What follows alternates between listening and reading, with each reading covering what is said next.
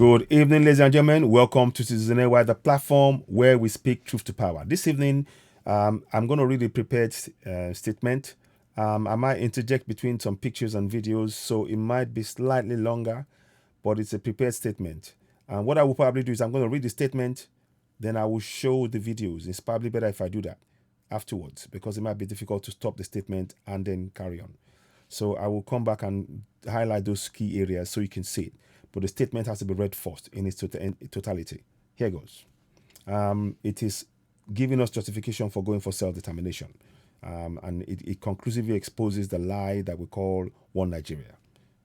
Those two things that you see there, the two captions and the writings are part and parcel of this broadcast. So here goes. The South never consented to the imposition of Sharia law on any part of Nigeria. That imposition is a secessionist act. RIP One Nigeria, Citizen AY. Now, the statement reads, the South never consented to the imposition of Sharia law on any part of Nigeria. That imposition is a secessionist act. On October 27, 1999, all the way down to 2001, the following northern states: Zamfara, Bauchi, Borno, Gombe, Jigawa, Kaduna, Kano, Katsina, Kebbi, Niger, Sokoto, and Yobe. All the states, without tabling the Sharia law imposition to the Joint National Assembly, with no discussion on the likely impact on the lives and businesses of Southerners in the North and the entire country, the above-named 11 states infringe the constitutional rights of Southerners to live anywhere in the country without fearing what the imposition of Islamic laws, i.e., Sharia laws, that are being imposed without consent of the South. It wasn't. They weren't concerned. They took no heed. Furthermore, countless southern businesses in the North have been shut down and have not, in many cases, received any compensation from the state or federal government for the destruction of their businesses under the Sharia law that was imposed without the consent of the South. This clearly shows. 1 second, please. A minute. Don't want to get this right. This clearly shows the contempt and disdain with which the 12 northern states view Southerners. All the more reason why the time has now come for the South to stand together against this secessionist act. To be more precise, let's not forget the North that says that they observe strictly their Sharia laws, one they arbitrarily impose without consultation, that negatively impact Southerners, are quick to take VAT, of which alcohol is a sizable chunk of the revenue. This is hypocrisy. We state categorically, for the North to have carried out this secessionist act is enough grounds for us to go for self-determination, as we do not have any confidence in the North and the viability of contractual Nigeria. What is even more bewildering is that the North has the gall to criticize Southerners for holding mass public meetings on instituting cattle grazing laws across the South, following the sustained and continuous killings of Southern farmers. Here is one example of the brazenness of the North, and this is why we are saying we're going for self-determination. Firing the first salvo of the opposition was Professor Usman Yusuf, former executive secretary of the National Health Insurance Scheme. You recall that this guy was sacked, and it hasn't temerity to show his face for millions going missing. But anyway, let's leave that one side. He faulted the decision because the southern governors did not consult Fulani leaders before making the no grazing regulation. Now, what did we say? What did we say earlier on? I'm going to come back. Let's continue with the statement. Also, a sickening quote. Elder statesman Alhaji Tanko Yakasai said, the ban is not necessarily binding on the federal government. The founding member of the Arewa Consultative Forum said, nobody can enforce his position on another person in Nigeria. We'll come back to that. Governor of Bauchi State, Bala Mohammed, has said Fulani herdsmen who have been indicted in criminal activities across the country have no option but to carry arms because of the insecurity they are confronted with in the course of herding their cattle through forests in Nigeria. Can you see a pattern here? Let's just carry on. Notice he makes no mention of how southern farmers have been killed in almost every southern state. He particularly omits the fact that the farmers generally don't carry weapons. Many of the weapons have been taken away by the federal government, leaving southern farmers at the mercy of the Fulani herders / terrorists. The purpose of this write-up is to expose the litany of lies and the fraud they like to bandy about, saying we are one Nigeria. Judging by the actions of the North collectively, it is plainly obvious that there is no one Nigeria. The Sharia law imposition happened barely 5 months into the fraudulent 1999 Constitution, which in truth is a promulgation decree, number 24 of 1999, both of which are imposition of Fulani aggression against Southerners. There are more to expose. We'll do so as and when necessary, when the need arises. For the northern governors to try to castigate southern governors for daring to institute laws to protect southerners against aggression from the Fulani is outrageous. At this point, all lawyers in the South should look into these blatant injustices termed Sharia law. It can be used as the basis and the justification for going for self-determination, as no consent was sought before its imposition.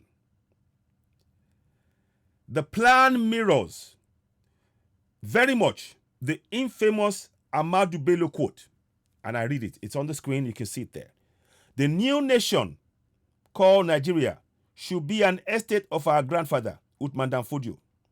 We must ruthlessly prevent a change of power. We use the minorities in the north as willing tools and the south as conquered territory, and never allow them to have control over their future. Sir Ahmadu Bello, Parrot newspaper, October 12, 1960. Now, he made that statement 12 days after the independence. They made their statement. They went for Sharia law 5 months after the so-called constitution, which we all know is a promulgation decree. So, now, as you can see, this is what they mean when they say one Nigeria, which is, according to Ahmadu Bello, should be their grandfather's estate. So where's the estate for Yoruba people? Where is the estate for my Igbo brothers? Where is the estate for my Middle Belt brothers, for that matter? This is what we must resolutely challenge, for we must not accept the Fulani nonsensical suggestion that we accept that we are conquered territory. The time is now to go for self-determination against the Fulani forces of oppression. For the Fulani are non-indigenous to our shores. To Futajalon they must return. I thank you all for listening to this compelling case, highlighting over 20 years of oppression of Southerners by the Fulani that has been the story of all of the Second Republic. We must focus on exposing the fraudulent foundations of what is called Nigeria. We must no longer accept their barbaric idea that we see ourselves as slaves in our own land. RIP One Nigeria. Yoruba Nation now, Biafra Nation now, Middle Belt Nation now, Citizen AY. I will now go further and bring the evidences to support what I said. You've already got two of the evidences, well, one of them here, Now let's go and bring the other evidence just to back up what I'm saying. And when you get this broadcast, please consider that statement as a statement that you can share. Now, let's go and get this other particular one, very important one. Here we go. Now, you remember I said about the minister. Let me see if he brings it here. I saw it now. So firing the first salvo, you can see this was in you know, his brazen attitude to when the southern governors imposed, you know, passed the law to ban grazing.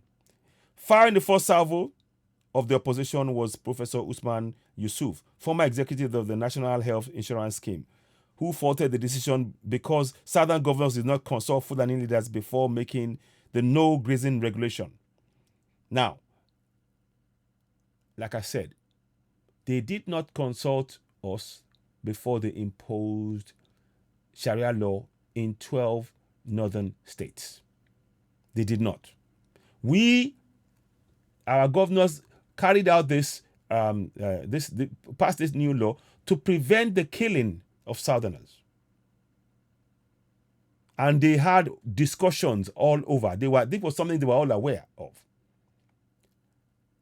And with the discussion had been going on for months because the killing was incessant. The northerners did not table this Sharia law.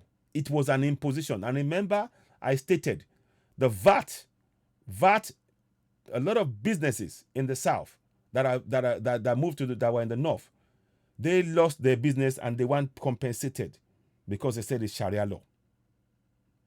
Likewise, our farmers have been killed and not been compensated.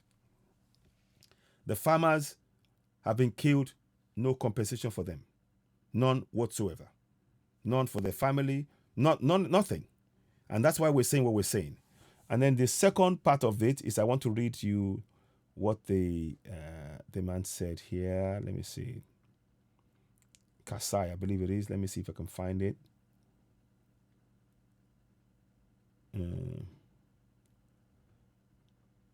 Yes, elder statesman Alhaji Tankuya Kasai said that the ban is not necessarily binding on federal government. Can you see this nonsense? The founding member of Arewa Consultative Forum said nobody can enforce his position on another person in Nigeria. Yet, 12 states in the north impose themselves illegally on us. Let me show you if I can find it. Hopefully I have it, but I just need to do something. Where is it now? I'm just going to show you because I don't believe in just saying things alone. Okay. Let's see if I can find it. 1 second, please.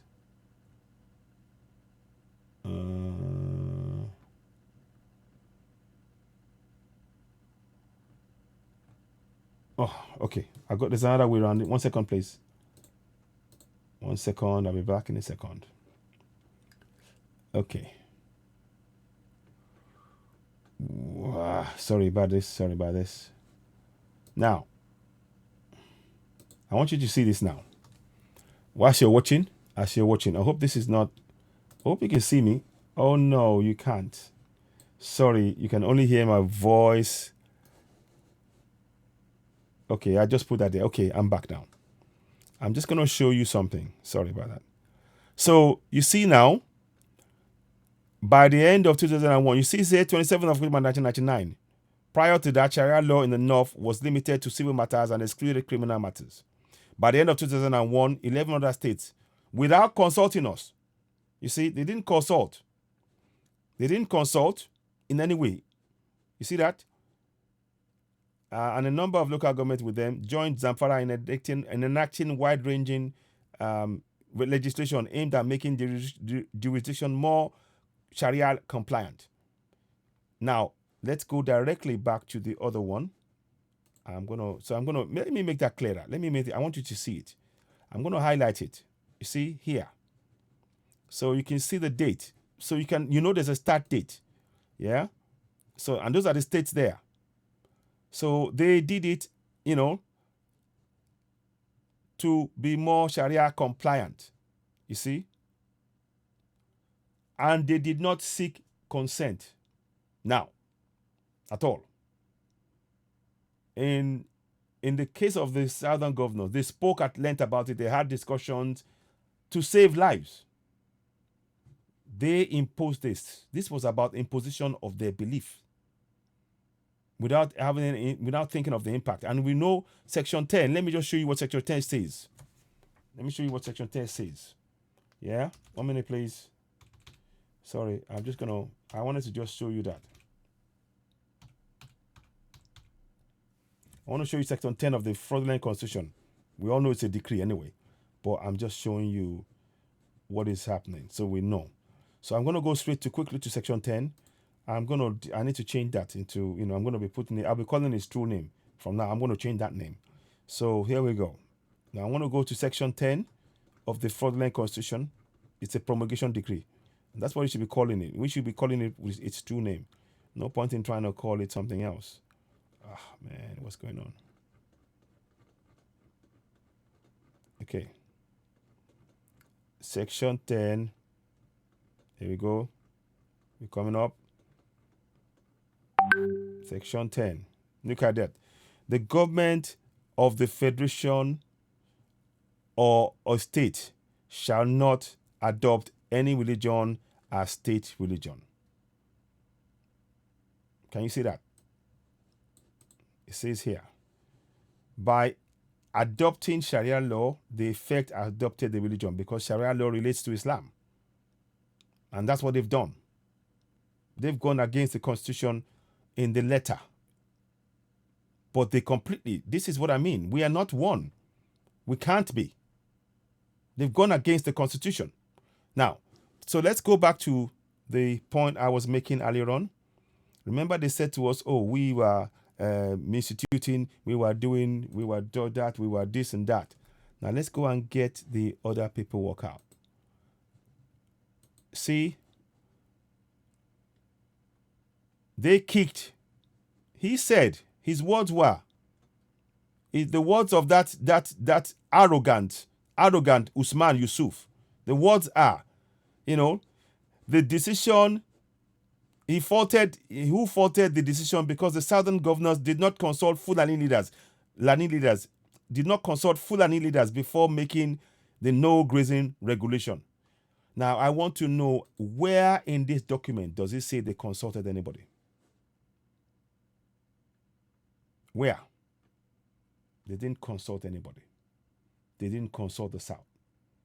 They didn't consult the South at all. This was an imposition. And that's the point I want you to hold on to. And that key point I want to re-emphasize this point before I go.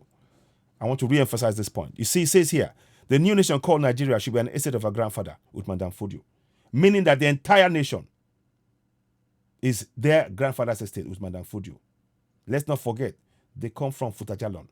The ancestry of Uthman Dan Fodio is Futajalon. So if they want to claim any estate, they've got to go and do it in Futajalon, not in our parts. No way. Secondly, when they tell you one Nigeria, that's exactly what they mean. The one Nigeria they're talking about is that estate belongs to them. We are slaves, conquered territory. We must reject that. We need to totally reject that. And that's why I wanted to put this here. I'm not going to talk too long. What do you think about the statement I've made? It might have been a bit, not fully running through like I planned it, but it's got all the essential parts in it. As Southerners, let's share this. Let's also, if you know of lawyer friends, what can be done with this information? I am not a lawyer, but I'm just going by instinct and by research that is pushing me to the point where I'm having to, I'm finding these things out, and we can use it. And it's all there. You can see the connection between the Sharia law and what is happening here. The Sharia law is being used to impose and oppress on Southerners. And that is the conquered territory mentality that is being displayed. The Sharia law is an imposition. You can see the yellow line there. That's the Sharia. That's 12 states. They keep telling us, yes, we that's where they are. That's the yellow is where Sharia law that they impose that has impacted us in the South. It has impacted our lives. Businesses have lost money because they've destroyed and closed it. Oh, you can't open a beer parlor. You can't do, they, destroyed and no compensation paid. These are the things we need to, and we have this is justification for going for self-determination. We want no part of these people. And the connection between that Sharia law and the quote is that it's very much. I want you to focus on that conquer territory. They make a pronouncement and they expect us to comply. And the kind of the kind of mentality where they think when they say something, oh, we have to jump. We should have consulted. Who do you think you are? Professor Usman Yufu, we should have consulted. Did you consult before? Did the North consult before they imposed the Sharia law? Did they? They did not consult. This was an imposition. They did not consult us. They did not. And that's the grounds upon which we are justifiably going for self-determination. Because the imposition, they don't count us as anything. And in fact, they want to carry out the barbaric thinking of Ahmadu Bello to say that we're conquered territory. We do not want to be part of a nation with the people that see the South as conquered territory. We don't. So, ladies and gentlemen, I'm going to leave it there. Leave your thoughts on what I just read. What do you think? Is this something? Can you share with your lawyer friends? Do you know of, let's look at this. There's something in this. I strongly believe so. The documents and things that we have here, we can pull it. I'm sure we can pull it together. I'm no lawyer, but there's something in here, and we can really begin to, because I think we have to go to the foundation of this nonsense. Everything else is symptoms. This is the foundation. We need to go at this foundation and dismantle it. We mustn't relent. We have to go at it, and we need everybody on board. We have to go at this foundation, the fraudulent foundation, the sheer hypocrisy. I've just exposed it. They're telling us we should consult them. We Southerners should consult them. Consult Fulani leaders. Did they consult us before imposing Sharia law on in any part of that place, knowing fully well that it would impact Southerners in the North and Southern businesses? And they are trying to spread it across now. The similarity between that speech, Ahmadu Bello's speech, and this is that they see the South as a land whereby we have to follow what they're saying. So it's okay for them to impose on us without consultation. But even when we consult, and the governor spoke while they had meetings, everybody knew that they were planning to protect lives. Oh, we weren't consulted. Can you see the double standards? And you still want to be in one Nigeria with these people? I hope I've explained enough what I've just said now. Read the statement. Let me know what you think. You're watching Citizen Network, the platform where we speak truth to power. Please, when you get this broadcast, please do share, and share. Again, like I said, the South never consented to the imposition of Sharia law on any part of Nigeria. That imposition is a secessionist act. And that is grounds upon which we can go for self-determination. The grounds upon which we can go for self-determination. That's what this video is going to be called. So please do share it. Share. Before you go, as ever, please, I'd urge you to please subscribe to Citizen AY on YouTube. Go and do so now. Subscribe. Hit the notification button. Give us a thumbs up. Now, I'll be doing some long videos now and then. But what I would really want us to do, we need to get into the habit of being very, very precise about where we're going. The video is designed to sort of give small information. And also, we have to think about people who are home. When we're doing long videos, I've realized when I'm doing long videos, people haven't got the data. So I'm trying to get snippets of information out in the short videos that people can watch. They can watch it and, bits of it and grasp that information. Now and then I'll do long videos, but for now I want to just do small videos. And also, we need to break the habit that we've been taught, whereby we in the Bible, in the church and in the mosque, we've been taught to sit 7-8 hours in there, just talk, and that is taking away from the action we need. Let's talk. Let's be concise about what we'll talk about.